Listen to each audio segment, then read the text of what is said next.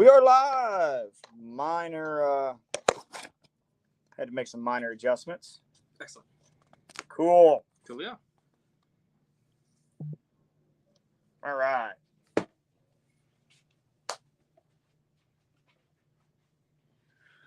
All right.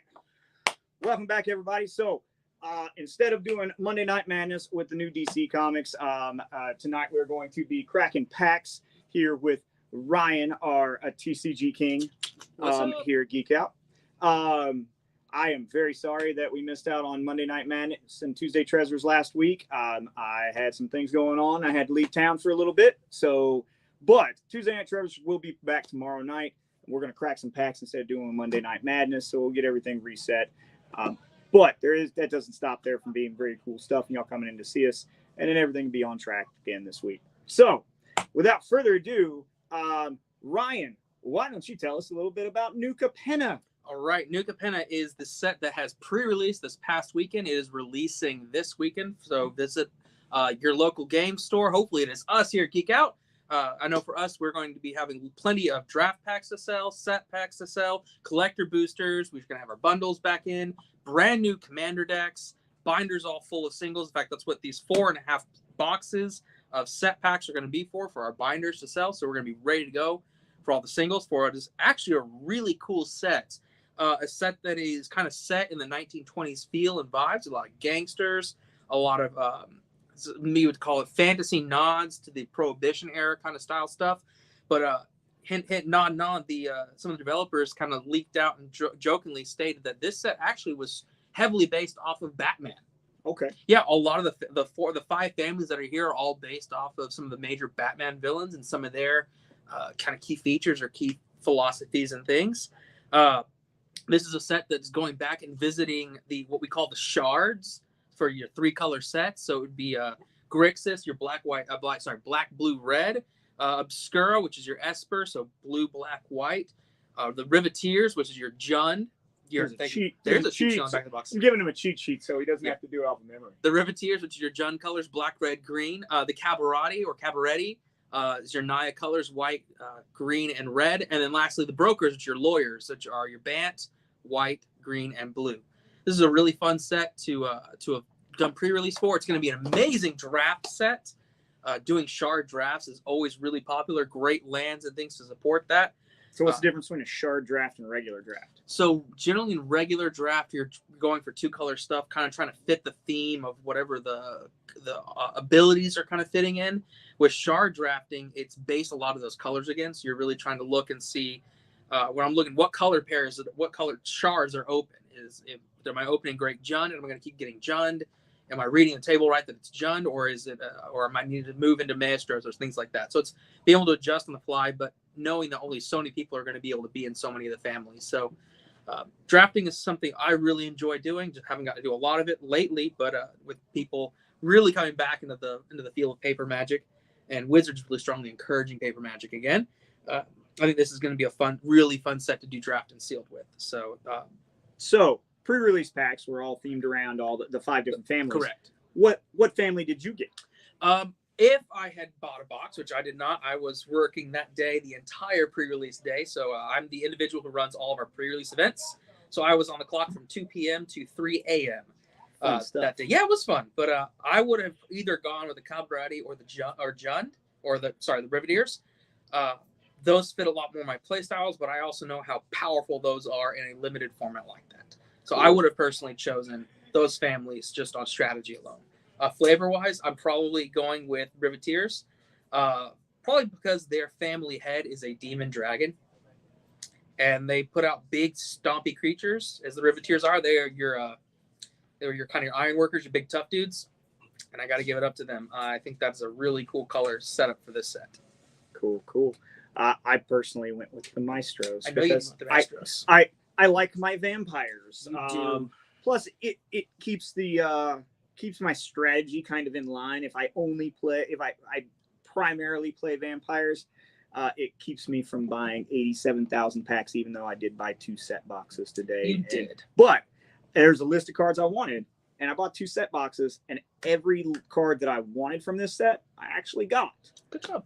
Congrats. So, which Plus some extra doesn't stuff. happen a lot, Yeah. but whenever it does, it's pretty cool. So, Plus, I'm a little jealous of you and your wife for the pack pulls that you got out of the list. Oh my goodness, guys! I'll tell you this: I've witnessed, I think, 3 or 4 set booster boxes being opened so far, and at least 2 of them somebody pulled, and you guys did a vampiric tutor out of the list, which I think we pulled 2 vampiric tutors, which today. is insane. Your wife also pulled a Sensei's Dividing Top, which is like a $70 to $90 card, depending, and it is amazing. I want one.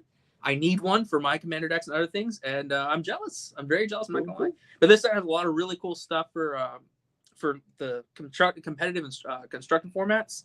I'm a little person concerned about some of the cards for commander. I think there may be some bannings coming from the rules committee in the near future on some of these cards from this set, but don't let that hold you back. Play with them until they do. They maybe even give us a few months with them to see how absolutely broken some of these cards are. Yeah, but I'm excited. I think Xander's pretty broken. Lord Xander is a interesting card to say the least. I know the Tularian Community College, the professor, is on a strong campaign to get him banned right now, encouraging people to build decks with him just to show the rules committee this card needs to be banned. He was one of the ones that I really wanted to pull, and luckily, like, he was one of the last cards we pulled, but I did actually pull him, so Nice. Good pull. he's going to be supporting my my deck very strongly. Might even build a deck around him because I mean, that's every time you swing with him, you Target opponent mills half their library. Mills half the library. So I mean, Yep. if you want to knock somebody out pretty quick, that's a pretty good way to do it. Let's see if we can pull one of those dudes, and we can talk about him more as we pull him Absolutely. up. But this is a fun set. If we don't pull him in 4 boxes, I'll be shocked. Yeah, I would be surprised too. But so let's just get at it, and Let's as get we to it. pull that, we'll go over some of the cool cards. We'll go back and forth, and then we'll discuss some of the cool stuff. Something else to keep in mind in this set, you can go ahead, is if you are keeping up with the secret layers and the secret layer news, a while back they released a Stranger Things secret layer, and if you see on the title of the card, you have the name of the character they were referencing, and then under it was a little text box that had another card name. They released those cards in this set, so the actual cards, the actual Magic cards from this set, from that secret layer in this set, as set booster, collector booster exclusives. So you'll be able to pull those. I think I've seen average about 3 per box. And they're not doing too bad for that. I pulled a couple of the Mind Flayer ones, and so Yeah. it has the graphics of the old style, or it has the speech of the secret layer, but it has updated artwork. Correct? Yeah. Oh, in fact, here's one of them right here. I just There you pulled go. one of these out of the set. So this is Hargiled Kindly Room Chanter. So you can see this. This is one of those secret layer official Wizards releases. So now you don't have to buy the secret layer. Go ahead. Let's do some focusing. There you go. So you didn't have to buy the secret layer now to get this card. You now have access to it outside and make it a little bit more available to everyone else because some people around the world can't get them. Well, that's a bummer. It's not one to focus in on it. Come on. We'll do this number here. That silly number? No, that doesn't work. Okay, cool. Yeah. Sure, it's a 2/3 creature that says tap, add colorless, double colorless to your mana pool. Spend this mana only to cast artifact spells or activate artifact abilities with Friends Forever. So that means you can have 2 commanders if they have the Friends Forever mechanic. So this is that part. It's another way to say partner pairing. Just can't partner with everybody. Only your friends. So that was a cool one to pull for that. We are going to put that one right here in this little space right there. Cool. Since the last time we did this, he got super ahead of me. I cracked a few and just kind of alternated them. So okay. So the token artifacts are kind of nice. They're beautiful. They have really great artwork, and what's cool is on some of them on the back, it'll have like different family stuff with all the logos and stuff. Where are we keeping tokens? We actually have an actual organized plan this time. I'm trying to make it more organized, that's for sure. So this set, I'll talk about some of the mechanics from this set. Each family had their own special. Oh, he pulled a nice pretty land too. So the lands in this one, man, my camera's acting funny and it's not wanting to focus. Oh, that's close enough. But yeah, so they're not as nice as the Kamigawas, I'll say that, but they're still pretty darn awesome. Pretty Lands are right there. Pretty Lands are right there. Yep. All right, so this set had each family gets a special kind of mechanic. So here is the Maestros mechanic. It is called Casualty, and if you can read that at all. Oh, that one focused up on you. Perfect. Let's try this. So let's go down, and then let's see. Go ahead. Let's just see. Yeah, a little bit. Too much glare. You have to scoot it up a little bit more for them to see. But yeah, so you can see there's that casualty mechanic that I was talking about. It says, as you cast a spell, you may sacrifice a creature with power, in this case 1 or greater. And when you do, copy this spell, and you may choose a new target for the copy. So it's a way that you always ensure to get your spell off. Even if they counter the original, you still get your copy, which is great. Double value for the sake of losing a creature. Tying along with the Maestro's theme of assassination. They are the assassin family. So that's the Maestros mechanic that was there. So I promise, guys, by the next time we do one of these, which will be the Commander Legends Baldur's Gate, next set. Which is in June. I promise we'll have a better camera solution for this. Not necessarily. We're really solid on what we normally do, but not necessarily. Magic pulls are a little bit tougher. Yep. All right, so we got some Masked Bandits, Raccoon Rogue. Hey, I'll one up you there. I pulled the showcase of the Raccoon Rogues. So let's give you a nice card either way, but that one, yours is definitely prettier. I love that they added in Raccoon as a creature type now. Now I'll tell you, I'm used to play, like, I play Black-Red primarily, but where we decide to... Oh. Anything that's not Rare's Mythics, we're just setting aside to the thing. Okay. Everything else I play Black-Red a lot, so this is the first time that I'm really focusing on 3-color, even though, I'll be honest, I just hijacked my son's Edgar Markov deck, but he spent a lot of time building that one. So, Jewel Thief, some common. Sticky Fingers, some more common. Here's a rare for me. If you really want a creeper, Corpse Appraiser. It's an uncommon. Red, black, blue. He's just creepy. It's just creepy. He's creeping on dead bodies. I mean, but that's what vampires do, I guess. And here's for me a rare from the last pack I got is Cut the Prophets, another one of those casualty cards. You may draw X cards and lose X life for how much you pay in. That's how black draws cards. It's always at the cost of your life. But hey, what is life but a great resource, right? And then of course my favorite new token from this set is the unblockable 1/1 fish. Unblockable 1/1 fish. Unblockable 1/1 fish. That's amazing. That's like we're gonna one up the Magikarp. Yeah. So remember what I said about this being a Batman set? Mm-hmm. That is the card that Rogues references Gallery. that. Yep. So we got a Rogues Gallery, and if you look at it, it does look like some classic Batman artwork. It is. So going it from order around, the girl in the green dress is who do you expect that to be? But Poison Ivy. Riverdurst is represented by Bane, your big large dude. The Maestros, Catwoman, and Penguin is your Obscura. And who else but your favorite lawyer to be than Two-Face? That's pretty cool. It was a very interesting thing when I read that and saw that commentary from them on that. I was like, oh, that's smart. That's cool. A lot of your legendary creatures in this one are pretty awesome and have some really cool things, and are frequently uncommons, not necessarily your mythics or your rares. Legendary creature, Vampire Rogue, Cormella the Glamour Thief. She has haste, and she spends this mana only to cast instant or sorcery spells. When she dies, you return one target instant or sorcery card from the graveyard to your hand. So she's got some pretty good use to her for being an uncommon. List card. These alternate art cards also. They look great. These showcase look great. They really are. They do look good. So here's a card that represents the Obscura's mechanic. It is the Hypnotic Grifter, and his mechanic on there is Convene, which reads, draw a card, then discard a card. If you discarded a non-land card, put +1/+1 counter on this creature. So it's a way to grow the creatures at a cost of some hand manipulating, some hand growth. It's a pretty decent mechanic that comes from that. Maestro's Charm is instant that has and this is the alternate art, the showcase art. Really cool styling. So choose one. Look at the top 5 cards in your library. Put one of those 5 cards in your hand. The rest in your graveyard. Solid card. This is can be a game changer, being that this card is an instant. Each opponent loses 3 life, and you gain 3 life. Hey, that's Sandy. And then Maestro's Charm deals 5 damage to target creature or planeswalker.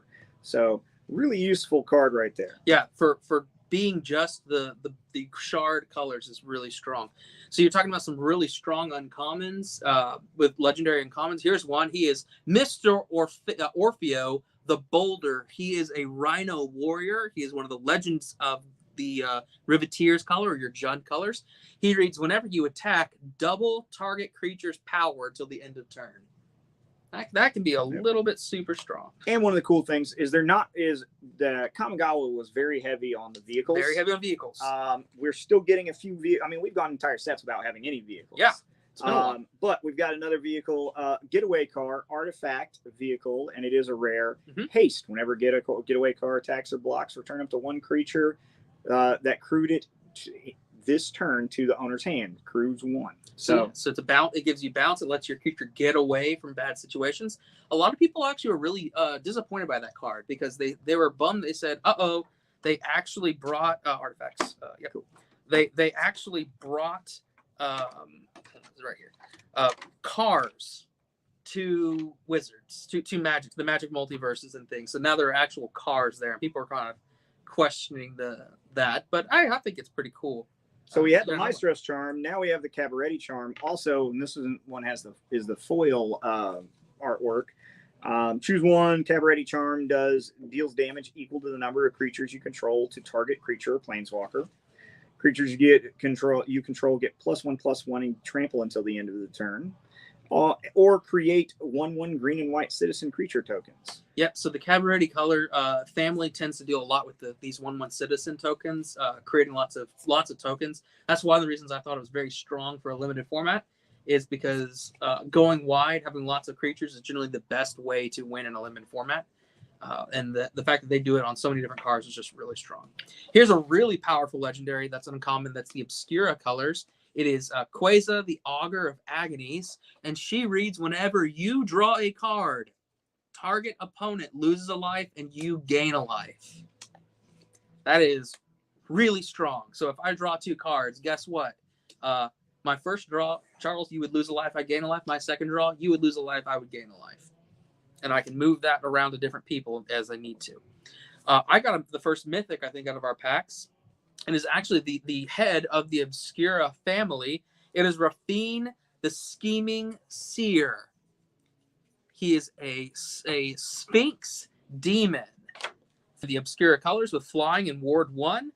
Whenever you attack, target attacking creature conveys X, where X is the number of attacking creatures. This is a very strong card, and I think is going to be very, very cool for the future going forward. Man, I love my Midnight Assassins. My Vampire Assassins, flying and death touch, 1/2. Just an uncommon, nothing to write home about, but man, they're so useful. Oh, my first pretty land. Here's one of those planes from this set. These full art lands to me are just absolutely pretty. I know a lot of people, I think you do, prefer the Kamigawa full arts. I think these ones are just absolutely gorgeous myself. They are. I'm not knocking them. I am in no way knocking these new Capenna arts. I do prefer the Kamigawa lands. I like the Japanese style arts. Yeah, they're gorgeous. But, and the more I look at this, the more I like this art style overall to Kamigawa as a whole.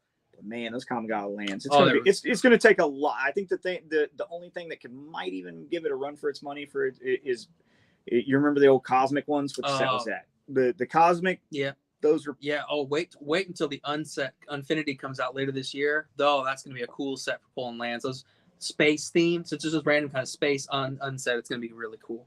So here's the mechanic for the brokers, or at least one of their big mechanics. It's on this card called Dapper Shieldmate. It says when it enters the battlefield, it gets a shield counter, a brand new type of counter. Shield counters read, if you would be dealt damage or destroyed, remove a shield counter from it instead. So it gives us kind of pseudo indestructibility, a little What bit did pseudo you just pull? evasion. The Dapper Shield. Okay. I was going to say this one almost had very similar verbiage, but I was like, did we just pull the same thing again, but just different? I will tell you, this set's going, because it is 3-color primary, it's going to be a pain in the ass to organize and file. Yeah, if you don't have a good organization system. Yep. Here's another one of those list cards from the Secret Layers. This is Bajorna Nightfall Alchemist. You can see there. It is a spell from the list and the pretty special card. Go ahead, Charles. This is just a good old rare. What's better than a dinosaur? A flying dinosaur? No, a plant dinosaur. That was close. Topiary Stomper. Just for pure, it's just Edward Scissorhands cut something that came to life. I mean, it is a rare, so it does get. Bring me a shrubbery. Exactly.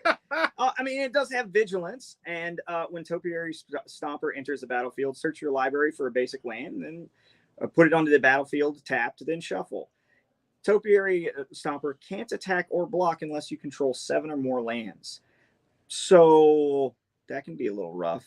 But I mean, I tend to overstock lands, but I don't play green at all. Like, what a shame. Green's the only land like this would be, and it's a 4/4 creature, yes. And it only costs 3 mana. Yeah, so I mean, it's not a bad. Green's the best color in Commander. So fight me on that. Like I said, the biggest reason why I don't play green is because I'm trying to avoid something so that I don't own all the cards. That's fair. So remember I mentioned that fish token? Here's the dude that makes it. It is the Reservoir Kraken. I know exactly where this card is going in my deck. Yeah, I have a black-blue, I guess we'll call it a sea monster. Maybe tentacle control is the running joke that the guys have here with it. But this guy makes the little unblockable fish. He's really, really interesting, very strong card, I think. So he's going to go right there. Where are we putting rares? Right now? Green rares go right there. So you had it's going front to back. So he's going to go right there. Okay, there. I understand. It makes what is you? Blue. Okay. Yeah. When you hear Wooburg, because yes, yeah. When you hear Wooburg, U refers to blue. Cool. If you did not know that, when you talk about Wooburg, the U and that means blue. I appreciate that because that's been confusing me. You're good for a while. Alrighty, here is the Cabarati ability from this set. It is Alliance, and you see it here on Witty Roastmaster. It's a little devil that's there. The Alliance ability you see reads, whenever another creature enters the battlefield under your control, something happens. So with this case, the Witty Roastmaster deals a damage to each opponent. So I know it. That's going to go in. I've got some decks that'll go into. Get out my swamp. Sorry, I had to. You're good. I promise I won't do it again today. All right, Strick. Is that what that's from? Yeah. That's no, Strick. I'm totally just.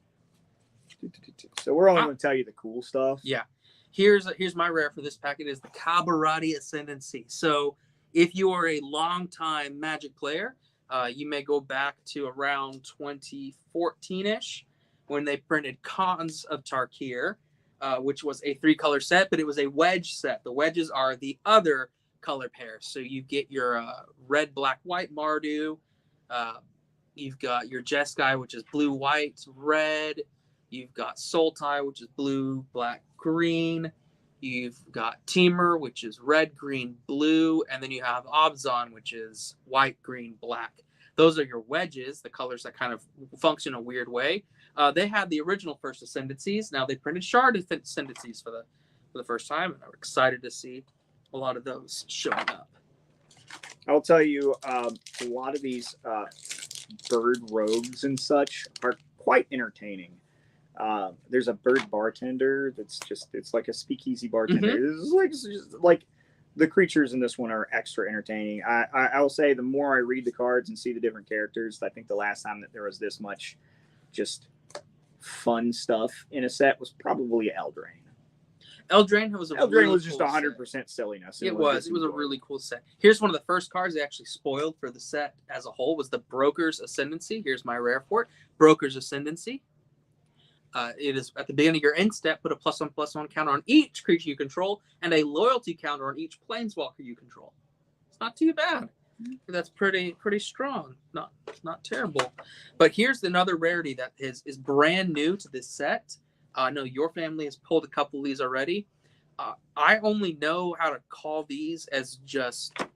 I mean, these aren't even showcase. I don't even know what the name of these are. It's just this beautiful, beautiful foiling. If you can't see it, it's a gold. It's just a filigree kind of thing, just showing off the sheer ordainedness of some of these cards. It is just, it's textured. It looks so cool.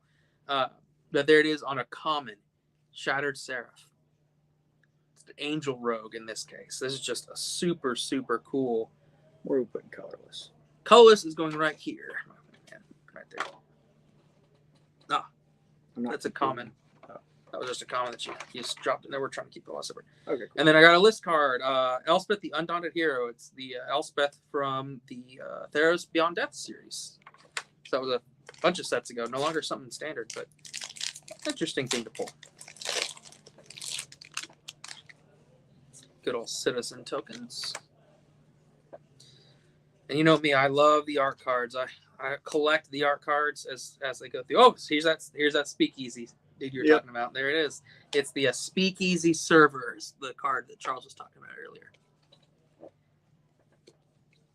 This is just, I did think this set was really cool. I know a lot of people were nervous about it, but okay, so we've got a unique symbol here. Yeah. So the unique symbol that Charles, in fact, here, put the both up because these both have it on there. The unique symbol that Charles is showing you is something that is exclusive to the set boosters, makes it a little different. Last time we opened packs for Kamigawa, we opened draft boosters. This time we're opening set boosters. What Charles is showing you right there was the cards. Some of the cards that come in this are Commander exclusives. They either come in the Commander decks or they are printed exclusively in these set packs or collector booster packs. Their cards are only legal for Commander or for Legacy. So you see them, pull them. Don't try to put them in your standard decks. White goes right there. They belong in Commander or Legacy or Vintage formats. And they're built for that specifically. All right, here's Evolving Door. It's kind of reminiscent to Birthing Pod a little bit, if you're familiar with that. Some of the older Magic players might know that card. Know how strong that is. It's not as strong as Birthing Pod, but it's still powerful in its own effects. At least silly check lands or check cards. What are you looking for? Yep. No. This, we'll just stick this up here with the nose. All right, let's see. I'm trying to see if I can find the last, or one of the very few last. Your wife was wearing brass knuckles. Do you know if she pulled that?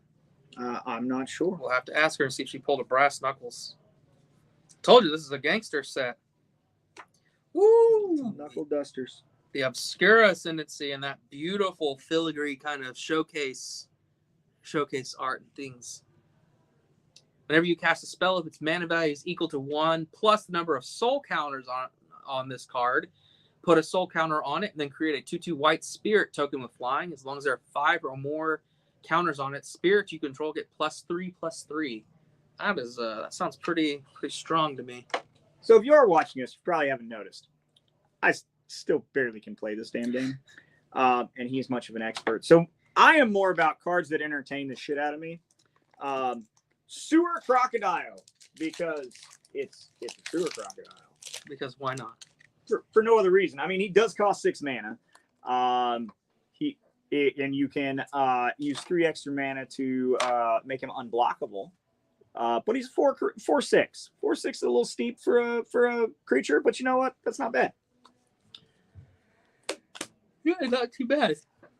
In fact, I know some, but he can be unblockable. That's a big thing. Yeah. A little bit of investment into it, but man, being able to be unblockable, that's solid. Oh. I know some of my 3-0 guys from one of the pre-releases this weekend was running him and said it was very strong for him.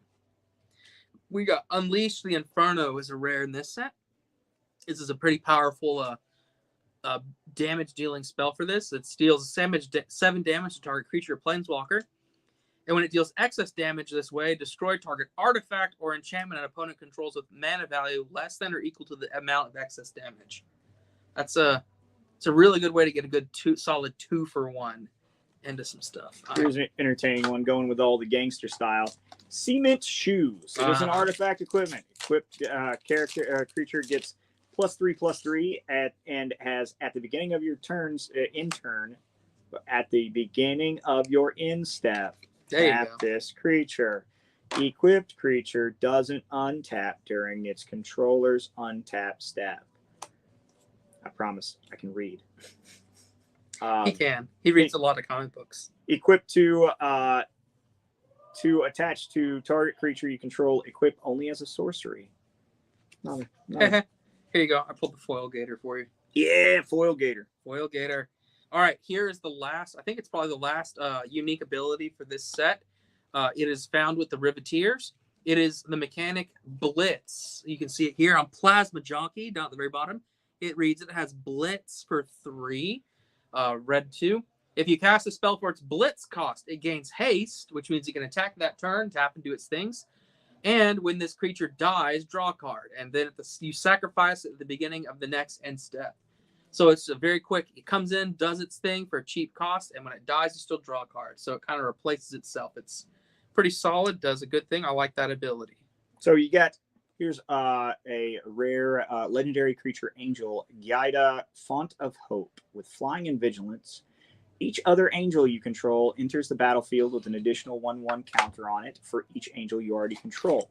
If you're a white deck player, angels are pretty valuable. So spend this mana only to cast an angel spell if you want to tap it. So you just pulled a very important character from the story. She is very influential to the story. And in fact, a lot of commander players who love playing Angel Tribal were so excited to get that card, because that, my friend, is like one of the best things for Angel Tribal. Now, this is one that's one of the best ones for my set that I'm going to check the value, and if they're the same, I'm just going to swap it in, because I pulled him in my regular pulls, and you know, my wife's out there with my set boosters and my set boxes. But Lord Xander the Collector, he is expensive. He is red, blue, black, and then 4 of any other mana. He's a legendary creature, vampire, demon, noble. When Lord Xander the Collector enters the battlefield, target opponent discards half the cards in their hand, rounded down, which is not bad at all whenever he enters. But here's where he gets busted. When Lord Xander attacks, defending player mills half their library, rounded down. And when Lord Xander dies, target opponent sacrifices half the non-land permanents they control, rounded down. And he's a 6/6. So as a 6/6, not much is going to take him out the board. So if he just keeps attacking and you don't have anything to knock out a 6/6 character, he can just make you mill your entire. I can mill you. You can get milled down to 1 card and then, very easily. Yeah. The scary thing about him is not necessarily the mill ability. That is a very scary. That's how you can win the game with him. The scariest part about him is actually the fact of his die ability, and he's in the best reanimator colors. Yeah, he is a like reanimator engine of, oh great, you killed him, or I sacrificed him for a reason, he dies, great, I bring him back with a thing, so great, you're gonna lose half your hand again, and guess what, you're probably going to lose, somebody else is gonna lose half their permanents. Yeah, there's a reason that the professor wants. So I have a question. Sure. In a strategy, if you pair him with a commander like, I'm trying to remember, brain went blank. Know the commander. It's another black commander. It's another vampire. Okay. That allows you to discard and pull from your graveyard. Mm-hmm. Can you just keep doing that ability as you pull him out of the graveyard, or does it have to be only on your initial pull of him? So when you're asking me, which part are you asking about? Like, if he gets sent to a graveyard. Mm-hmm. So that's the die mechanic side of that. So you use another black card to bring him back to your hand. Mm-hmm. You can just reuse him over and over again. You could replay him again, sure, and Okay. and do that, replay him, and then you get the hand the hand discard part of it, and if he dies, then goes to the graveyard again, and then yeah, you can have them sacrifice permanents again. It's solid. That's what I'm saying. There's a reason the Solarian Professor wants him gone. He's really strong. Yeah. I got 2 mythics in my last pack. I've got one of the face cards for the Bant Commander deck coming. It's Cross Defense Contractor. She lets you put shield counters on your opponent's creatures, and if they do so, they get goaded, which means they have to attack somebody the next turn that's not you. Very strong political card. This thing's great for politics and things like that. Cool. And then Xander is the head of the Maestros family. Excuse me. I pulled the head of the Cabarati family. His name is Jetmir, and he loves his creature tokens. The Cabarati all about the parties and the party scene. They just love to have a good time. So Jetmir says creatures you control get +1/+0 and have vigilance as long as you control 3 more creatures. That means they don't tap when they attack. Second ability, creatures you control get another +1/+0 and have trample as long as you control 6 or more creatures. And if you have 9 or more creatures, they get another +1/+0. So that's +3/+0 and double strike. So they'll have vigilance, trample, and double strike if you have 9 or more creatures. So I do have a question about. So good. That is a really good card, and I know my wife pulled that, and she's building a commander deck around it. So I've got this very pretty Agnes the Dragon Lash. I have a question. So you got your split colors up here. Sure. So black or red has to be a red or green. Yep. Do you have to use this in a deck that contains green? Yes. Okay. His color pipping, so his color identity is black, red, green. So he is limited to those to play in a Jund style deck or a 5-color deck or a 4-color deck, including those colors. So if you're going family wise, he's a good old riveter. Yeah, he's a riveteer. He identifies as a riveteer, that is for sure, no matter how much you would want him to identify otherwise. Here comes one of the best commons from this set, I believe. One of the best red removal spells they've printed in a long time. Unfortunately, it's sorcery speed, but I don't think that changes for the fact that it is Strangle. For 1 red mana, you get to deal 3 damage to target creature or planeswalker. It is lightning bolts, not the player, but it is the lightning bolt to a walker or to a creature for 1 red mana at sorcery speed. That is going to be very impactful in other formats that are not necessarily standard. I think it's going to be seeing some important play in Pioneer, as they are always looking for, especially in red, looking for really solid creature removal spells for the cheap. Oh, that was important, man, that you just tossed in there. These need to be talked about real quick. Guys, do not sleep on these. This is what we are jokingly called a not fetch land. There's a 1 for each color for each of these families. This is the Maestros Theater. It says when it enters the battlefield, sacrifice it. So as soon as it comes in, sacrifice it. When you do, search your library for a basic island, swamp, or mountain card and put it onto the battlefield. Tapped, shuffle, and you gain a life. So it filters your deck out of another land. It gives you another land drop if you happen to be playing a landfall deck. And most importantly, it fills up your graveyard with lands and things. There's one right there. That's a really, really strong one. There's a chance that in Pioneer and even Modern that these are going to be incredibly powerful and maybe cause the Delve cards to finally be banned in Pioneer. These are solid. Where are we putting enchantments? It doesn't matter. White. Okay. Yeah, it's just a white. There it goes. You're good. Wow. Yep. The Sanguine Spy. It's one of my black cards. The Asian Riveteer. And then here's another one of those lists from the Secret Lair, Stranger Things. Othmel, Sigarden, Outcast. I'm trying to keep them organized. You're good. I'll clean up after you. Yeah, I'm sure you will. Like I said, I'll learn eventually. Yeah, we'll figure it out. Every time we do this, we just make the system a little cleaner, a little bit better. So we'll have this down pat. Yeah, so be ready. The week after June 3rd, we will be doing another one of these with Commander Legends Baldur's Gate. Well, I promise that we'll have it a little bit more organized. Today's my first day back in the store in almost 2 weeks. Yeah, so it has been a while. It was a hard week last week for sure without having you here. Here we go. Yeah, I took a touch of vacation and then got sick. And then the day I was supposed to come back, unfortunately, my father-in-law passed, so we had to drive halfway across the country and take care of that stuff. So got it at 3 a.m. this morning. And then he was here all day. And then back to work at noon. So I'm barely doing right. Why don't you tell us about the card top? Sure. So this set comes with box toppers in the sealed and the set and draft boxes. Here it's the special alternate art. It is the Gala Greeters for green 1. It has the Cabareti ability, Alliance. When a creature is battled under your control, choose one that hasn't been chosen this turn. Put a +1/+1 counter on this creature. Create a tapped treasure token, or gain 2 life as a 1/1. Solid card. This set loves its treasure token. This set is all about treasure tokens. So, did I ask you already what the hell a shield token does? Yeah, you didn't ask. I explained it earlier, but yeah, shield token. It's kind of a weaker version of something that from an older sets called Totem Armor.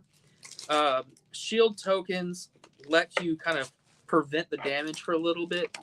So either if the creature was to take damage or be destroyed, you lose the shield counter first. So you got to kind of burn away a couple of spells or burn away a little extra damage to finally actually kill the creature off. Kind of like as a lawyer would broker a treaty before you actually have to pay the price. All right, this set also comes with these little punch-out tokens for that actually ability you're talking about. So it's shield. Yeah. So it's got shield tokens on one side and +1/+1 counters on the other side. So maybe hold on to those shield counters. You never know when you'll need them. Or maybe we'll start seeing some Etsy guys creating special shield counters and tokens for us. If you're an Etsy creator, maybe reach out to us and we might start be happy to carry your product in our store. Maybe come to arrangements so we can do that. I know that we are always looking for extra unique things to be able to sell to our customers, especially Commander players. They love special stuff. If you are running the Obscura, really solid Void Rend instant, the spell can't be countered. Destroy target non-land permanent. Very cool card. Got that alternate artwork. Very pretty. Mm-hmm. Where's this that's going to go showcased up there for Obscura. One over. You're good. Okay. Here's the Black Market Tycoon at 2/2 for green-red. It is a Riveteer card. It says at the beginning of your upkeep, Black Market Tycoon deals 2 damage to you for each treasure token you control. And it says tap, create a treasure token. Just a really good, solid token generating engine. So here's another one of those cards. You want to say what's special about that guy? Oh, yeah. So here's another one of those special list cards from the Secret Lair. This is Elmar Uvenwald Informant. Legendary human. Haste. When you cast your second spell each turn, tap target creature, then investigate. Investigate's an older mechanic, which reads, when you do so, you create a clue token, which says, pay 2 mana, sacrifice the clue, and you draw a card. Just great card draw filter. Here's another one of those beautiful filigree showcase cards. Just love what Wizards did with that. That was a really solid, cool mechanic they did for this. So I haven't explained, I think, yet fully, but each set booster comes with these really cool art cards. They're just special homages to honoring the artist. So on the back, it's got the artist's name and the name of the card itself. Sometimes they come as, jealous. You pulled the Omnixilus art card. It's just a way to honor the artists that put in so much work into the art of Magic. And they come setting these right up there. Just making sure. Yeah, you're good. The pretty full art lands are going there for sure. I love the art cards. I collect them. I think they're really cool, and I think that's. I collect some of them. I try not to get overboard with collecting too many of them, but they are very pretty and. Yeah, it's a good way. Like I said, it's a neat way to homage the artist. I think Wizards brokers, right? Yep, I think Wizards is doing a good thing with that. So keep that at Wizards. If I only bought this pack, I would have been mad. You had 3 charms in this pack. None of them were for the Masters. Well, no, I would just been mad because you had 3 charms. I pulled 3 charms out of this pack for 3 different, for 3 of the houses, and they're all the basic art of it. Ah, gotcha. So here's a card that people have kind of been clamoring for something similar to. It's very similar to I think it's I can't remember the name of it now. It's a really old card. But this one is Shadow of Mortality, which says when you cast it, if the life total is less than your starting life total, this spell costs X less to cast. It's 13 generic, 2 black. It costs X less, where X is the difference. So if you start with 20 life and you only have 7 left, you've lost 13 life. This spell only costs black, and it is a 7/7, which is pretty strong. Oh, we've already talked about that one, actually. Evolving Door. Cool. I'm just going to slap stuff up there for me to talk about, because like I said, not much sleep today. So, You're good. And you definitely know this stuff better than me. So I do. I had to do all the research for this set to be able to be as available for the pre-release as possible. So we've already talked about the Broker's Charm, but we got that alternate artwork for that Broker's Charm. Yeah. And I think I maybe pulled our first actual Planeswalker for the set that's of the set. Here is Vivian of the Hunt. People are really excited about this card in the extended Eternal formats because of her ability, especially her plus ability. Her +2 reads, you may sacrifice a creature. If you do, search your library for a creature card with mana value equal to 1 plus the sacrificed creature's mana value. Put it on the battlefield, then shuffle. So it's this. What's up, Chandy Chan? What's up, there's man? Chain Man. It just does some really cool stuff. Gotcha. Okay. Just letting y'all know. Appreciate it. Thanks. Of course. Cool. I'm going to step away for a second, and I will let him keep on going through this. Cool. Yep. Vivian plays a really important role in this story. The story is really revolving around Vivian and Elspeth as far as the Planeswalker goes. Here I mentioned Ob Nixilis earlier. He's another important character. He's the villain in this story. He's always been a bad guy. But Vivian and Elspeth are on the plane trying to discover and figure out a way that the Gatewatch can take on the Phyrexians, especially the new Phyrexians on the plane, New Phyrexia, which was Old Mirrodin. They are the new big scary thing in the multiverse that the Gatewatch thinks and feels like they need to deal with for good reason, good measure. The Phyrexians are no joke. They are a very bad group of people or beings, and they're seriously threatening the multiverse, especially now having access to a Planeswalker who can walk them around as they need to or feel that they want to, and having completed, which is a Planeswalker from the previous set, so now they can Phyrexianize Planeswalkers themselves. Who knows what's going to happen in the future? It's kind of the idea that the Gatewatch is afraid about. So they have sent Elspeth back to her home plane to figure out how this plane beat the Phyrexian invasion, and Vivian is essential to figuring that out. Really filling out a character's backstory of the one has not really been touched on much yet, and that was Vivian. So I'm really excited to see what they do with her. I'm hoping they don't do something mean and scary with her, complete her, and she doesn't get abused in that way. But we'll see what happens. Wizards, don't break my heart if you can help it. I don't want to see a good character get torn down too much. Here we go. Here's actually for the first time so far that we've pulled is a standard regular list card. It's a card that's just reprinted from older sets and things so that Wizards can just get some more copies out there. This is what I was talking about earlier. Like Charles' family has pulled a couple of Vampiric Tutors, really strong list card kind of thing. Just good reprints that need to be printed so that to help just people out so they can get newer players can get into the format without having to drop hundreds and hundreds of dollars into the game. I mean, they'll probably do it anyways. And if you're watching, you probably are heavily invested in the game too. But it's just a neat way to kind of encourage more pack cracking and people to get some needed reprints. Here's another one of those secret layer list cards that you can see. Really solid card. I'll talk more about the story of the set when Charles gets back. But this is a really solid story. I really enjoyed the mythos and the story for this set. If you are interested in actually reading them, you can go to Wizards Magic's website, and there's a section that leads you to links that actually tell you the 5 chapters of the story. And I think there's 3 or 4 chapters of side stuff to kind of just fill out some more of these legendary creatures that are in the set. Give a little more flavor to the world that you can see and understand. But I highly encourage you to go over there and either read the story or find your favorite Magic YouTubers who loves to tell and read and give you the stories. Give them a listen. Support those channels too, because they do a lot of good and hard work to get into explaining the meat and the crux of these things. Really, really cool things to do. But this set story is it's so neat. It's so 20s. It's so iconic. And I'm really excited to see what they do going forward. There's those raccoons in art. The masked bandits. I just think it's so cool that they brought raccoons as a creature type into this game. It's just funny. They keep adding good creature types to this game. Alrighty. Cut your losses. If you're a mill player, man, you're gonna love this. Casualty 2, so you sacrifice a creature power 2 or greater, and you can copy it. It's for 6 mana. It says target player mills half their library rounded down.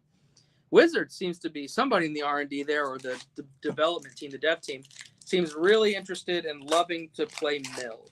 Trying to really push and encourage that strategy. Mill, if you don't know, it just means you force someone to put cards from the top of their library into the graveyard.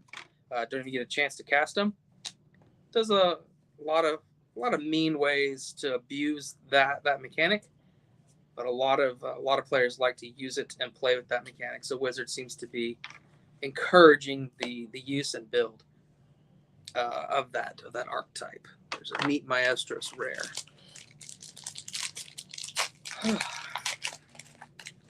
Oh, I'm curious to see what this back rare card is. My art card goes there.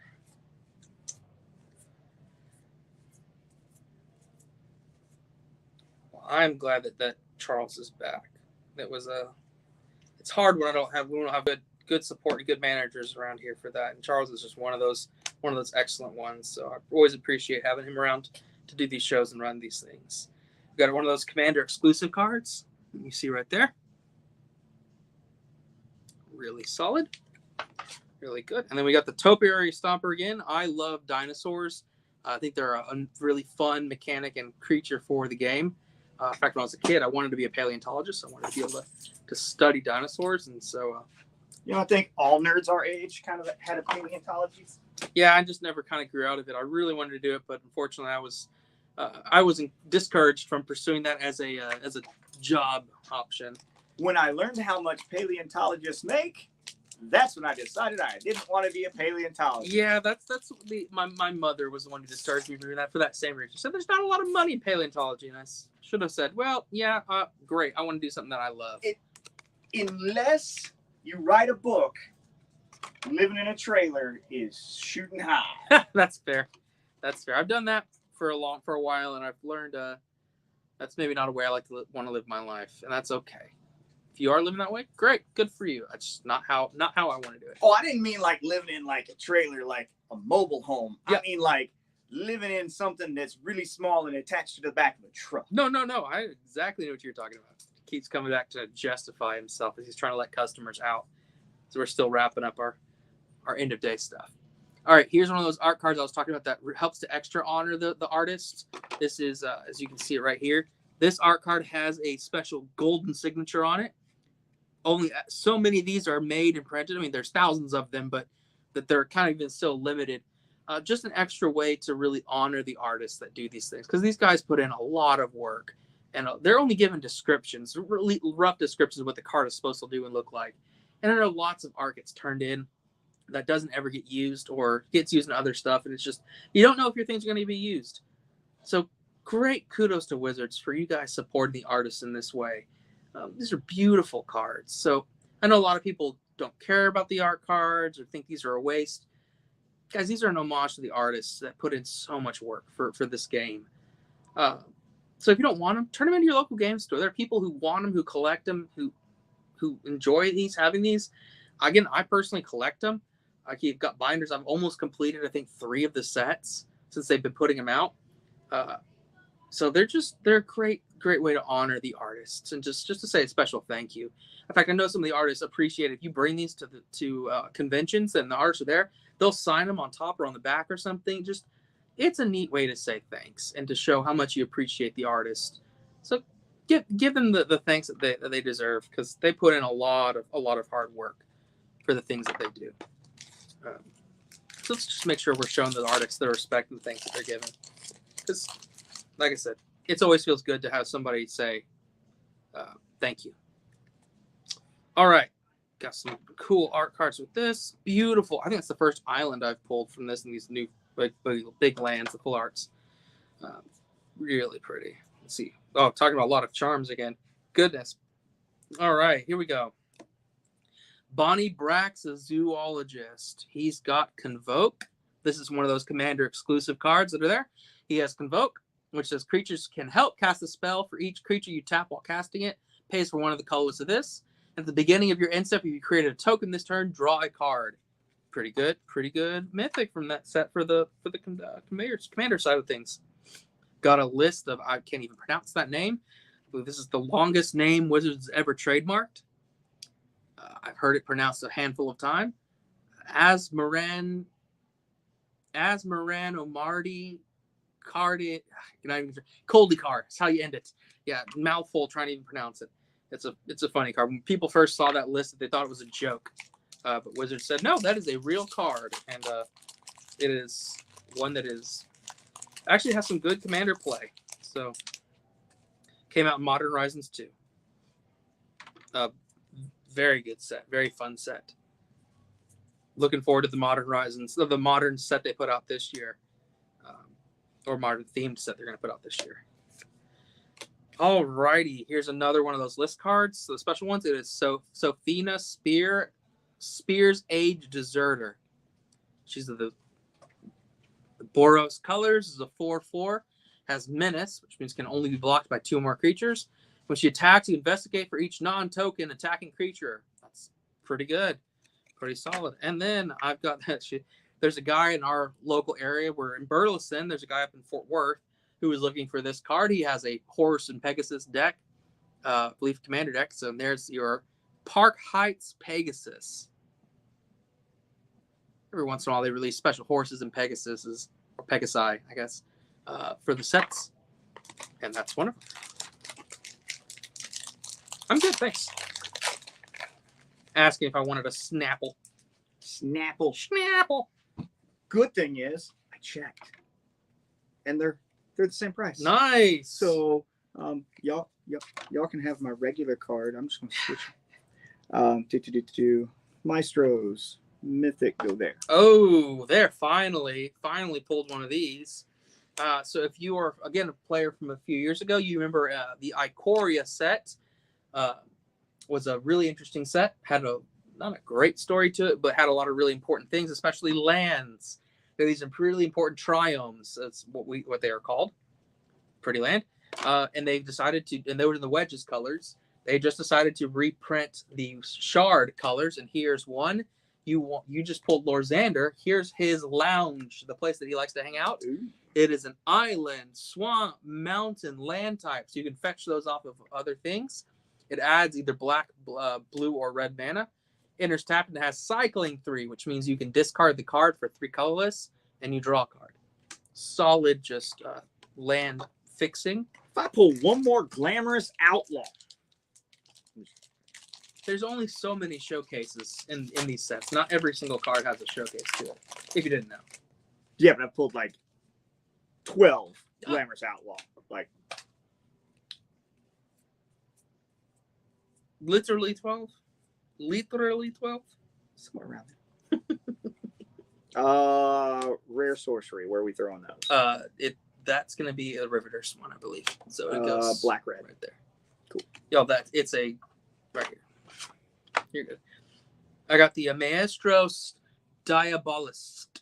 It's a vampire warrior with death, touch, and haste. So there's your Grixis vampire. Or yeah, when he attacks, each if you don't control a devil token, create a tapped attacking devil token, 1/1 with when this creature dies, it deals 1 damage to any target. So hey, you don't want to attack this, let this block of this dude because he's a 1/4 with death touch, so he kills anything he hits. It's a really pretty showcase for the Maestros color. Got another Cut the Prophets, and I got one of these filigree Dragon Lords, Dragon Lashes. Love it. Very pretty. Okay, he tossed a couple of things there. There's one of those foil forests that are there. But here's, nice list card. So Charles pulled a list card from an older set that's a commander set. It's good reprints and things for people to see. Hey, here's another one of those triomes we were talking about. Or as we call them the triomes.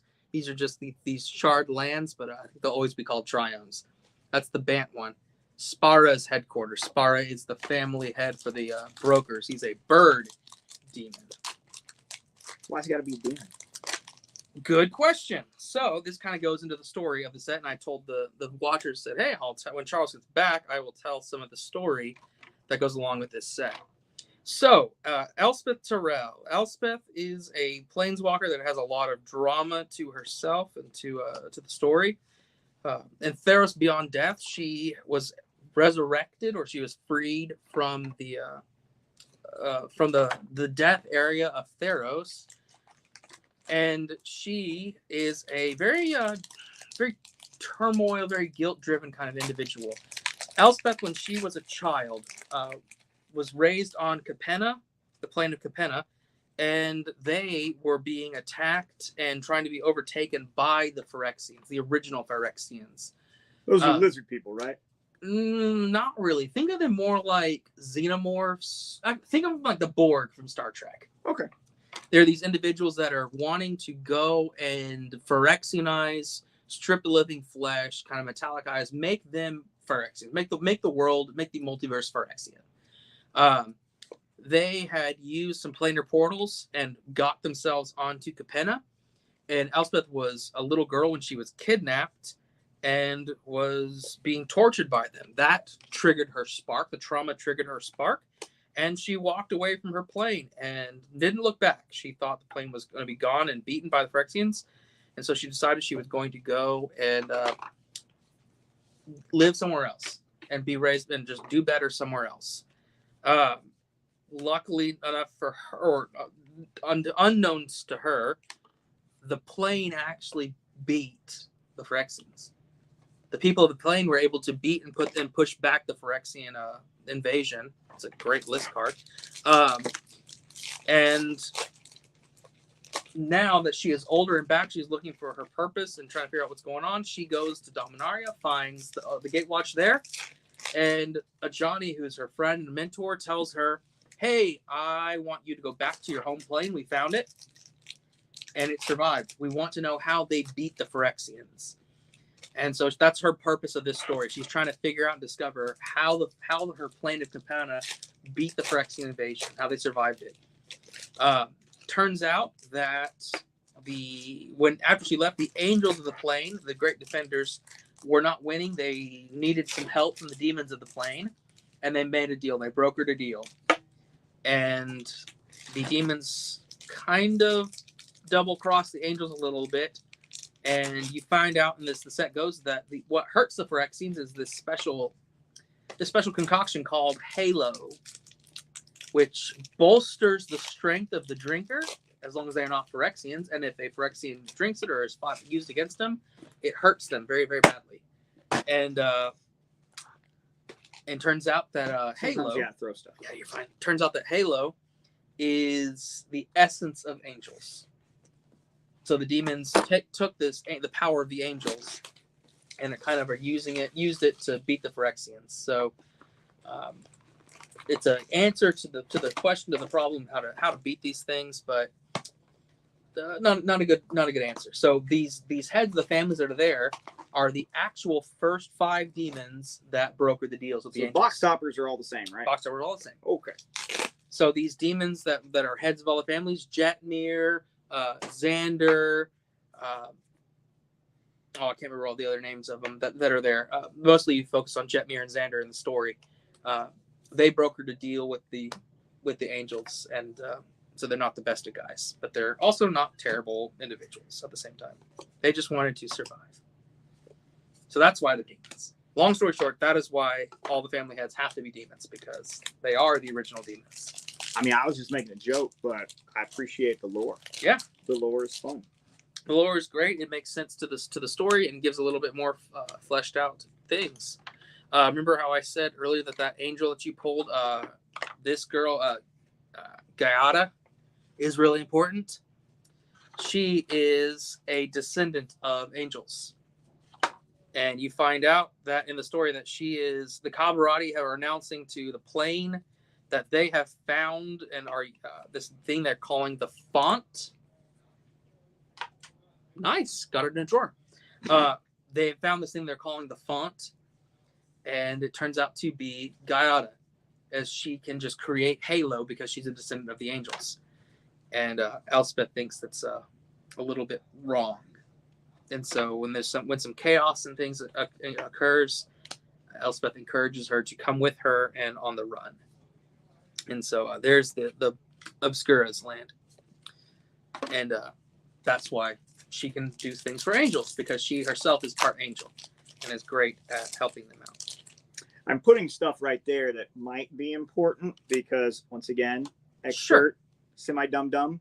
If he glazes over it, that's just because he's either A, already talked about it and I'm an idiot, or B, because it's not really that big of a deal. Or once again, I'm an idiot. Yeah. No, you're good. So he's dropped in front. So a lot of these packs are coming with these kind of utility lands to help just with the mana curves of decks, especially for sealed and draft. That's mostly what they're there for. But these are have got good utility on them for certain mana costs. You can sacrifice them to draw a card. So just if you get over flooded in lands and things, these are good ways to just filter and work. Holy fuck, Bean!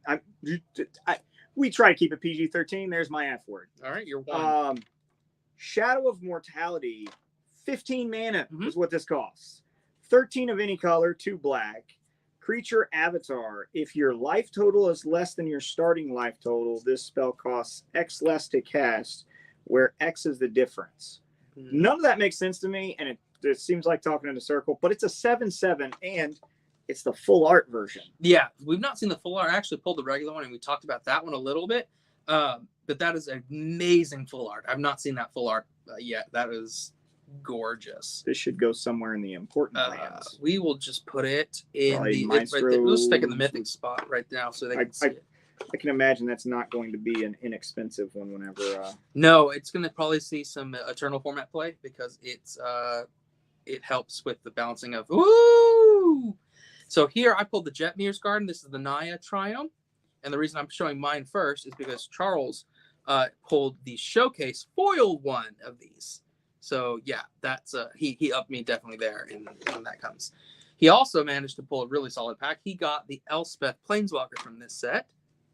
There's her and her 1920s-esque garb, an outfit she did not want to wear, by the way, in the story. Quite amusing for that. That's what we were just talking. That's who we were just talking about. Yes. Yep. Elspeth Trail. Yeah. See, I told you I was kind of paying attention. Yeah, you're good. See, you're figuring it out. Yeah, it's like I said, really solid story. In fact, you find out that one of the Phyrexian Praetors is on the plane.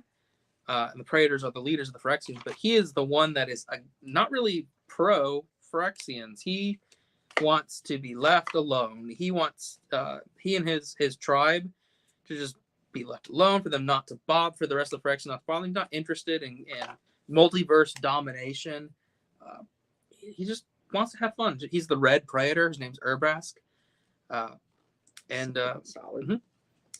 Yeah, he's on the plane trying to figure out how to create or how to get this halo that he knows is a good deterrent against the rest of his kind and his kin.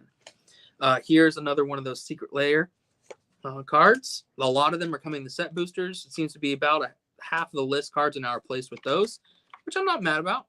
Getting those good reprints from that. All right, so Charles dropped off this card to see. We've had Murder before in plenty of sets, but it's always important to see and know what black removal you get for sealed and limited format. This is a really just solid piece of black removal for limited formats and things. Just great. Black 1 for an instant, destroy target creature. It's just good stats. Great stats. It's I was saying, for what it does, it's pretty darn cheap. Yeah, exactly. It's just solid removal for the set. It never sees really like hard competitive play because there's some better stuff for it that does the same things, but it's just a good card to have for a lot of things. Even the score. Now, this is a hilarious mythic. It's a blue mythic from the set. It says the spell costs 3 blue less to cast if this less to cast if an opponent has drawn 4 more cards this turn. So it eliminates all the color pips of this card. You can dump as much mana into it as you want, and you just draw that many cards. It's a really, really solid blue mythic, I think. He's dropping off some more of these not fetch lands for us to see. We've talked about them already. Here's another red mythic that a lot of people are really excited for. It is Arcane Bombardment. Arcane Bombardment. For 6 mana, 2 red, 4, colorless. Whenever you cast your first instant or sorcery spell each turn, exile an instant or sorcery at random from your graveyard. Then copy each exiled card with Arcane Bombardment. And you may cast any number of the copies without paying their mana cost. So as you cast more and more spells and get more and more exiled from your graveyard, you just get to keep copying all these spells. It's just a dumb card for Spellslinger. I'm excited. Speaking of Spellslinger, he just slings another card away. I promise that, Gerhard, if you actually are watching this, I do pick up my trash, except that one that I hit in the drawer. Not going to pick that up. So, like, years from now, whenever we're cleaning some random stuff, we'll find it, and then I'll laugh. But everything else I'll pick up, I promise. He says that now. I nail it right in the way. That is true. He's throwing them, like, right into our doorway. Okay. You were complaining about 3 charms earlier. My man, I just got a 4 charm pack. Well, at least you got all of them covered. Why would you want that? No. I doubled up. 2 broker charms. Oh, alternate R. I'll give you a pass because it has the alternate R. Yeah. Master's charm, broker's charm, Carretti charm, and then a showcase broker's charm. Really, I like the charms. I'm glad we're getting some charms and things back. It's always good to have those kind of things. The Incandescent Aria. This is an interesting global kind of destruction spell. Sure, we'll talk about that in a second. For Strike Naya, which is red, green, white, says it deals 3 damage to each non-token creature. Remember how I said that the Cabarati are all about tokens? This guy says, great. All your non-tokens are dealt with. Okay, we got a couple more things. Here's Grisly Sigil. For Casualty 1, you get to copy this. It says, choose target creature or planeswalker. If it was dealt non-combat damage this turn, it deals 3 damage to it, and you gain 3 life. Otherwise, it deals 1 damage to it, and you gain a life. So when you do this thing, the copy always resolves first, so it'll deal 1 damage to whoever you're hitting, and then it hits it for 3 because a damage has been dealt to it. It's a great way to deal 4 damage to a creature for sacrificing one of your little dudes. Just solid value. All right, Charles has dropped off one of the commander exclusive things. The Vazi Keen Negotiator. She is a Riveteer or Jund. She's a 3/3 with haste. Tap, target opponent creates X treasure tokens, where X is the number of treasure tokens you've created this turn. And when an opponent casts a spell or activates an ability, if mana from a treasure was spent to activate it, put a +1/+1 counter on target creature, then draw a card. Just a really good value thing. Probably not going to be a straight commander. So I think solid for Jund tokens to come. Great in the 99. Beautiful showcase there. And here's the Riveteers family head. This is the Demon Dragon Zatoria. Zatoria the Incinerator. You might be familiar with the text of how it works if you're familiar with Commander. It's the same, very similar ability to Corvold. What is there? She's a 6/6 for Jund 3 with flying. Says at the beginning of your end step, you may sacrifice another creature. And when you do, Zatoria the Incinerator deals damage equal to that creature's power to any target, and then you create 3 treasure tokens. Just really great value engine of I'll sack a creature. I deal 3 damage to deal a damage to anything based on the power, and I get 3 treasure tokens for it. It's just great value for what she does. I love that you can open like 5 packs and like no problem at all, and you get that one pack where it's like, no, I'm not going to open. Yeah. Sometimes you get the little slowy down ones, but that's okay. The Ogre Warrior. Black Market Tycoon. We've talked about him before. Nothing else, I think, special from this pack for me. I think we might be organizing them similar ways, but because I am a dum-dum, everything I put over here, well, not everything, most everything I put over here is common or uncommon, so. Oh yeah, I'm just putting everything in one big stack. And we'll organize that all later, because that goes into, all this is for bulk at this point, all this stuff will be. Yeah. All right, talked about that Elspeth a little bit earlier, at least you saw it. Here's the full art version of her. That's a really pretty card. They did some good full arts and things in this set. This is just a good set for art. Really solid for that. It really is. Yeah. Count your losses. A good list card. Selfless Spirit.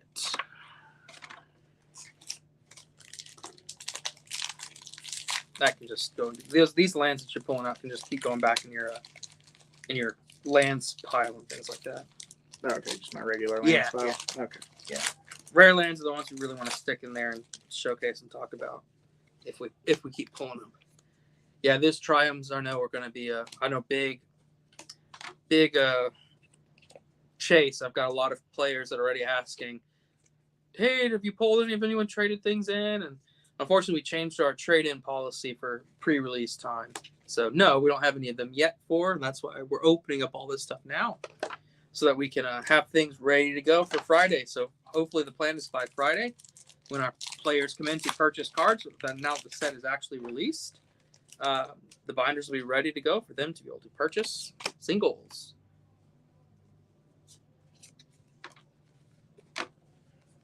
I know I've gotten at least the green binder ready to go for it. Yeah, so all this stuff you're seeing is going to be available for sale. Mm-hmm. It's just not going to be available until Friday. Yep. That's whenever the set actually releases, ready to go. But if you see cool things you need, then you can absolutely message us and be like, yo, you might. And then if you show up on Friday, I got you. Yeah, we can set things. I'm always happy to set things aside for people that they ask nicely too. Maybe brings a little something to encourage us more. Hey, hint, nudge, nudge. To make sure that we take care of. We always take care of our customers. We appreciate the things that they do, they bring in for us, and the kindness that a lot of them show towards us. There's very, very kind player base here. They take good care of us. We try to take good care of them too. Ooh, actually pull that guy back out. I want to talk about him. Yeah, I'm excited about this guy. He is a functional reprint of a card that sees a lot of modern play. And I'm excited that now that he's going to be in Pioneer, which is my favorite Eternal format as of lately. This dude is the Workshop War Chief. His ability is very similar to another really, really popular card in Modern, which is a Thragtusk. He does cost one more green mana than Thragtusk does, but he comes in with the same stats of 5/3. Trample. He enters battlefield, you gain 3 life, which is a little less than Thragtusk does, but he makes a bigger body, so when he dies, you create a 4/4 green Rhino Warrior creature token. And he also has Blitz for 6. So you're going to get that 3 life still the same turn. You're going to get that 4/4. You're going to be able to hit with a trampling 5/3. I mean, this dude's just pure value on a creature. I love it. I love value green creatures. They're great. There's the Jund Triome. I'm still going to call it that because that's what it is. Ooh, these are really important for external formats. This card here is Whack. Whack. Again, remember. So what's literally called is Whack. Whack. Yeah. For black 3, it's a sorcery. It says it costs 3 less to cast if it targets a white creature. So if it targets a white creature, it costs only black. And then target creature gets -4/-4 until end of turn. Great things. Anytime those cards are printed, they go right into a lot of sideboards against decks that are in the top kind of performing metas and feats and places. And right now, there's a very strong creature deck in Pioneer that uses a white creature as kind of its key engine piece, which happens to also be a 4/4 creature. So that card is a great answer to it. Not on instant speed, but it is a great answer, nevertheless, to the card. Whites go right there. Dusk Mangler. Let's see what he dropped down here. It says in addition to casting this card, sacrifice a creature, discard a card, or pay for life. When he enters the battlefield, each opponent sacrifices a creature, discards a card, and loses 4 life. So for you picking one thing to do, they have to do everything. Your opponents do everything. He's a 5/4 for 7. So okay stats. It's a little scary. I think it's going to be a seed play maybe in some commander decks. But it's not going to be, I think, the end of the world for more charm things. Yeah, the charms are great. We have not had sharded charms in quite a while, so I'm excited to always have things like that I don't even know where to put that. in. That's the Bant stuff, the broker's thing. He's a lawyer cat. Lawyer cat. That's you're gonna like this full art. It's pretty. It's a very pretty one, Charles. So what's better than a topiary stomper, huh? What's better than a giant? What's better than the regular topiary stomper? That was that dinosaur. A dinosaur plant? Yeah. I don't know. What's better than a dinosaur How about plant? the full art dinosaur plant? Ooh, that thing looks gorgeous. Look at that, dude. That is just such a pretty card. It's a full art and foil. Man, I'm excited. That's just cool. But it's got, when it enters the battlefield, search your library for a basic land and put it in the battlefield. It can't attack or block these. Control 7 more lands with vigilance. Man, that's just good stats, good ability. People will rag on it for its ability, but for that last bit. But man, that's still a really good card. I would like to apologize for the background noise. For the tone deaf singers. Hopefully that doesn't actually get our stuff flagged, our Twitch stream and things flagged. Yep. But man, that is gonna some rough karaoke. I'm not gonna lie. Hey, I karaoke on the regular. I'm pretty darn good at it, if I do say so myself. And I will never knock somebody for getting up and having the courage to sing in front of a bunch of people. But sometimes you need to know what your range is. Yeah, that's kind of But I've heard worse. That I have to. That is fair. There's another one of these filigree. Have you pulled any of these filigree cards yet? These are these pretty textured things. I've pulled ones that look like that, but I haven't pulled the ones that are foiled and look like that. Huh? Okay, I've pulled all of them so far. What are the odds of that? I love them. They're pretty. They are pretty.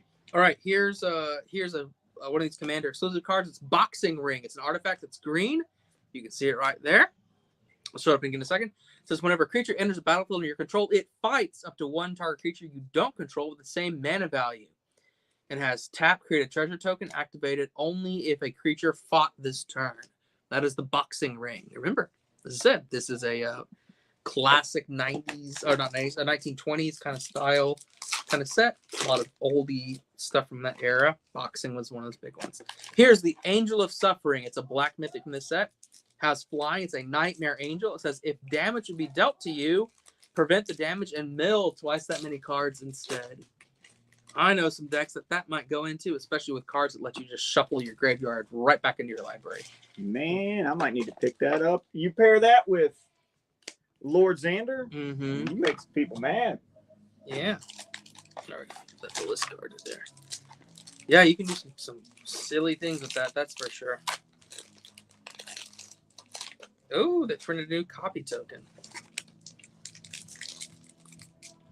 Oh, here's another one of those signed art cards. Look at that. Just look at that. Like I said, appreciate the artists. If you find them on social media or anything, Twitter, Instagram, guys, like their stuff, follow their stuff, give them the kudos they deserve. Please, because these guys do such important work.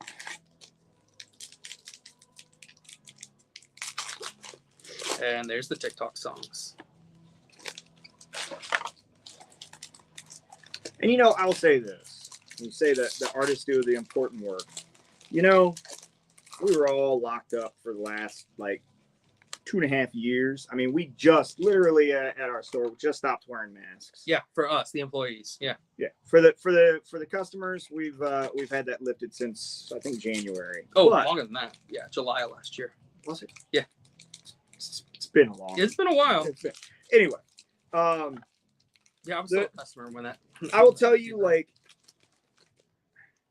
artists are the ones who made it, who got us all through all of that being locked down and not being able to go places. And I'll tell you, things like Magic the Gathering, where you could get cards and play in a small group or play just with your family, really did get a lot of us through it. So yeah, the artists do a lot of. I mean, who watched how many hours of Netflix? I mean, that's all we did was sit around. So definitely definitely go visit some of those artists' pages. Make sure you get the likes, the follows, and all that fun stuff to any of the artists that have worked on this. Yeah.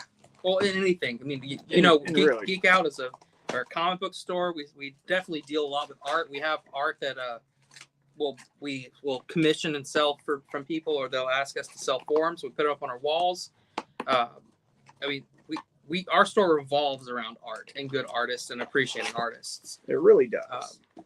So it's just one of those things. It's just people can just sometimes forget, and it's always good to get a healthy reminder that these people put a lot of effort into their work, a lot of heart and soul. Ooh, there's another one that's signed. I love when I get these signed ones. Just beautiful art cards. Shiny cardboard. Shiny cardboard. Land shiny cardboard. Yeah, there's a running joke people have say that Wizards is one of the few companies in the world that can actually print money. It's because so many people value this shiny cardboard. Yup. I mean, where would we be tonight if it wasn't for shiny cardboard, Charles?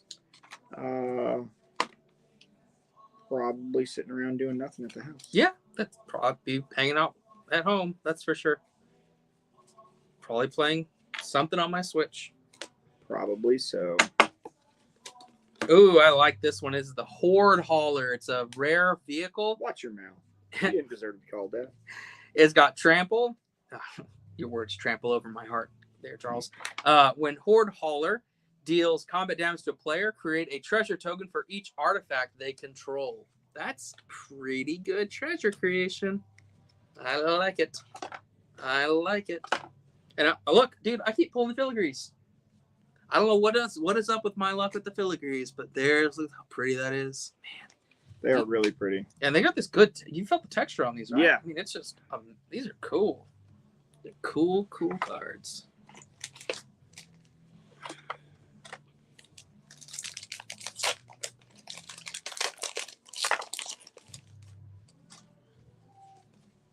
Let's see. Art. Ooh, that's the alternate art for Rob Nicholas that I just pulled for the art card. Here you go. Ooh. See him in that just pinstripe suit. So in this set, he is, if you're reading the story, he is referred to as the adversary. He is leading this group of individuals on the plane that are tired of the families of the demons that lead the families, and they want to take control of the plane. And of course, Omnixilus is not a good guy. He's loving that. Going to abuse them as much as he can to get what he wants, is control of the plane. And he is trying to get control of the Halo, all that's left of the Halo thing. So when he hears that there's now a new infinite source of Halo on the plane, he's doing all he can to find it, to get it under his control. In this case, when he finds out that it is a young girl, he's going to kill her, destroy her, so that she does not ruin this for him and his plans. So he is not a good guy. All right, we've got one mythic we've talked about before. It is the family head of the Obscura. Here's a new mythic, though, that Charles pulled. This is actually a foil mythic, too. It is Sanctuary Warden for white 4. It is an angel soldier with flying. When she enters the battlefield, she enters with 2 shield counters on her. And when she enters the battlefield attacks, you can remove a counter, not just shield, a counter, from a creature or planeswalker you control. If you do, draw a card and create a 1/1 green-white citizen creature token. She is a 5/5. Just really solid value. Pretty good card. Pretty decent card. See, I get one of the fancies and it's a foil, but it's still not the embossed ones. Yeah, it's not those filigree ones. I don't know what's up with that. You just getting lucky. Apparently, I got the golden touch. Nah. Oh, wait, did I get another? Oh, I got another 4 charm pack that I got all different charms this time. So here we go. I got, I think this kind of become a game for us. Who gets the most charms in a pack? I got a Maestros, a Broker's, a Cabaretti, and a Riveteer's charm. Look at that. All 4 of the 5 charms in one pack. All different, unique ones, too. That's the first for that. Broker's charm. There's a full art Broker's charm. Or the showcase one, that's for sure.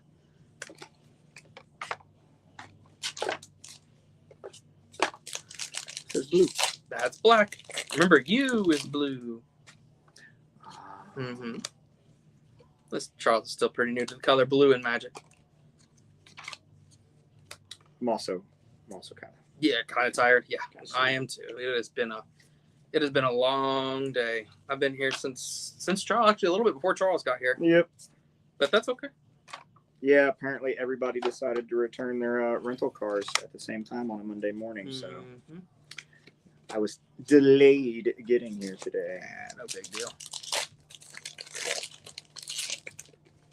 It happens. That's why I also have keys to this store, so I can ensure that it is open for whenever people need it to be open. All right, got a pack with 3 rares in it. Got 3. Got one from the Commander set. It is the Spiteful Repossession. Nice red rare. Got a Showcase Scheming Force, and yes, your eyes do not deceive you if you're good with picking out things. That is a very miscut card, I think. I've seen that. That's a little off center. Pretty off center, actually. And then I did get a mythic from the set too. I got the Titan of Industry. It's literally a walking building. It's a big old elemental creature. Does a lot of cool stuff all at once. When it enters the battlefield, you get to choose one of 4 different things to do. You have to choose 2 things to do. Either destroy target artifact or enchantment. Target player gains 5 life. You create a 4/4 Rhino token, or you put a shield counter on a creature you control. It's a pretty solid ETB effect. Let's see. Got another art card there. All right. Nothing special except for this Soul of Emancipation. This card actually depicts what is happening to the angels. I'm going to show it to you in a second. This card says when it enters the battlefield, destroy up to 3 other target non-land permanents. For each of those permanents, its controller creates a 3/3 white angel creature token with flying. It is a 5/7. This is depicting what the demons ended up doing to the angels. They put them into this thing, and it drains all the energy, the halo, out of them. Kind of sad, but really, really important to their survival. All right, here's the Riveteer's Ascendancy. I think this is the last Ascendancy to pull. Whenever you sacrifice a creature, you may return target creature card with lesser mana value from your graveyard to the battlefield tapped. Do this only once each turn. It gives you some graveyard recursion and Jund. Pretty cool card. Your wife still here? Yeah. Good. Make sure she gets this brass knuckles. She was looking for it earlier. Definitely wanted it. Cool.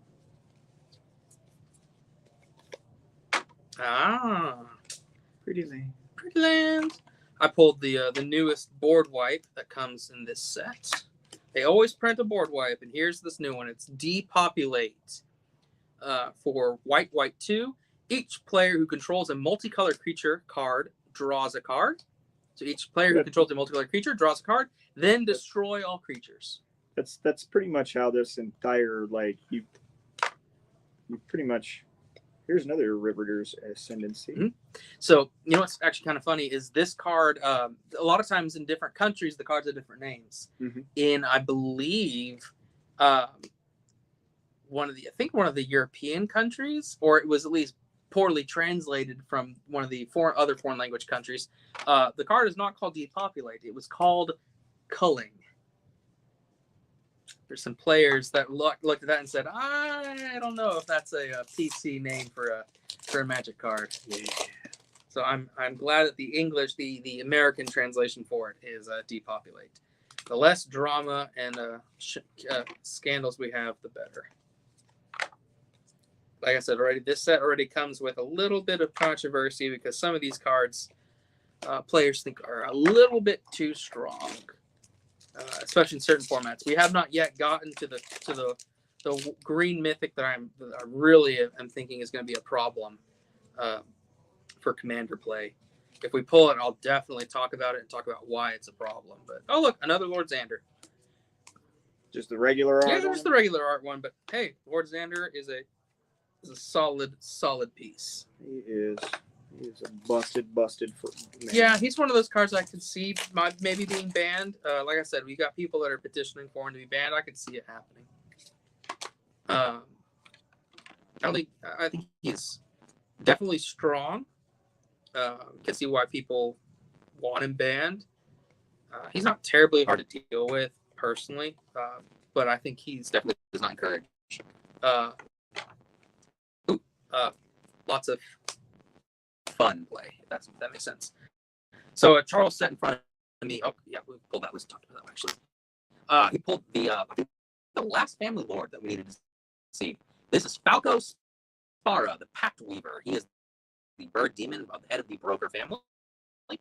I'll flip him on just a second. He's flying and trample when he enters the battlefield with a shield counter. You may look at the top card of your library at any time. That's really powerful. And then you may cast spells from top of your library by removing a counter from a creature you control in addition to paying the other costs. He's a 3/3. Which is a really solid card. Being able to look at the top of your library any time is just efficient and good. I like it. And I pulled what might be my favorite card from this set, and maybe a commander I actually think we're going to be building around. You heard me talk about Jetmir, the leader of the Calderani earlier. Well, here is his commander, or his lieutenant, his second in command, and it is Janie Fay, Jetmir's second. She's an elf druid and says, if you would create one or more tokens, you may instead create a token. You may create that many 2/2 green cat creatures with haste, or that many 3/1 green dog tokens with vigilance. You get to create cats and dogs with her, which is really solid. So anytime any sort of token leaves the battlefield under your control, you get a cat or a dog. I love it. I think this card is really strong, and I'm excited to see how people abuse it and break it in Commander. I'm excited for that one. Probably one I'm going to be looking at building around myself. Let's see anything else. Ooh, next card. Excuse me. Star turn. Got a list Drago, and we got another Reservoir or Crackin. Ooh, I think it's the first angel I've seen this pull. Which is kind of wild, because tokens are normally considered kind of well, kind of. There are certain tokens that you see more of because certain things are more common. Ooh, I just pulled one of the two cards I think is probably going to get banned in Commander. The rarity of the token really depends on the rarity of the card that produces the token.